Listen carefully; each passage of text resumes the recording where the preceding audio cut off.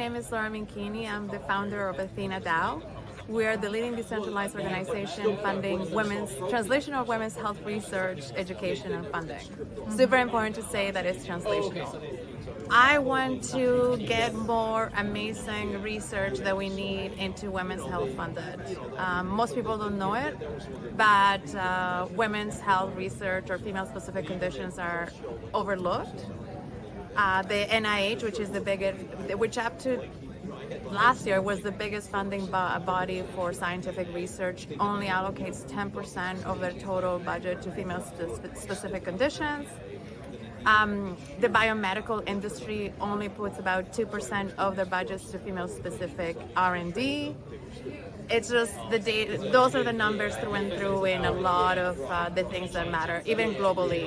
So we need more research because women make half of the world population, and also they are 80% of the consumer spending. So I think that we're making a really big mistake in not funding this research. So it's a really big problem to solve. You're not going to do it overnight. It takes obviously being very focused on seeing which part of the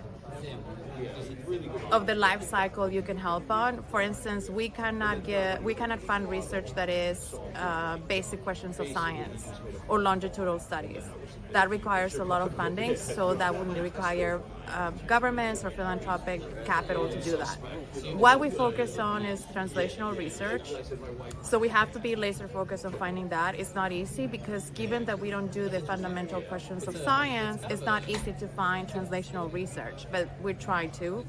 We try to get it out of the lab into potential spin-outs, licensing, or patents, so that we prove the notion that women's health research is an interesting business case. Our premise is science first. The more startups that go to market with scientific assets or researcher teams, not necessarily that they are the CEOs, but the actual startup has a very strong scientific background, we think that there's going to bring more investment. More investment is more opportunities for different companies to potentially make it to later stages, which is becoming a unicorn or having an M&A. More of those, then more investors are going to believe that this is an investable area. There's a lot of amazing projects out there that are trying to support and bring more awareness to women's health.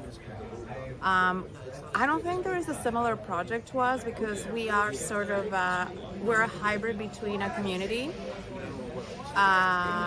research institute, and then also a funding mechanism.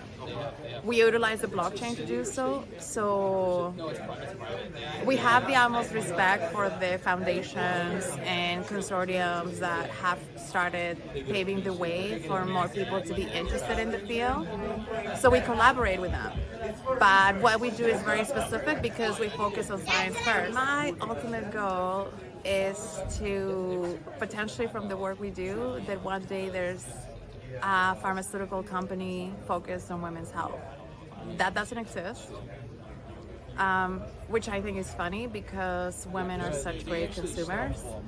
And the other thing is that most people don't actually know it because after COVID, there's more people started disliking pharma. I actually don't dislike pharma. And there were a lot of myths. Oh, pharma wants to over-medicalize us or oversell us. No, pharma doesn't care. Less than 70% of less than 30% of the pharmaceutical companies in the world have a women's health strategy, meaning that not a lot of them actually focus on researching female-specific conditions. So that means that you go and look at, if somebody wants to take some time, they can go and look at the strategies for the pharmaceutical companies, and they might have oncology, they might have autoimmune diseases. Very few of them are going to say women's health. I know that people want to take a pill for their longevity. One thing that it's very hard to solve for is all of us want to know what to do and what to buy. So if you're a woman the one thing that's going to help you for aging healthier is potentially put estrogen creams as soon as you're like in your mid-30s. One thing that women need to be aware is that HRT, hormonal replacement therapy, is the only thing that can truly help you through menopause. It doesn't change the process, but it mitigates a lot of the effects of what happens when you lose that factory of hormones. So I would say that more women need to know this because they don't, and depending on which country you live in, the doctors might say no, or they don't allow it, but do get this. The scientific research that happened where they said that there was a high incidence of breast cancer with HRT is flawed. It has been talked about many times now. I know that sometimes we're confused, but truly, if you're going into perimenopause or menopause, this is the one thing that is going to make a huge difference in your longevity.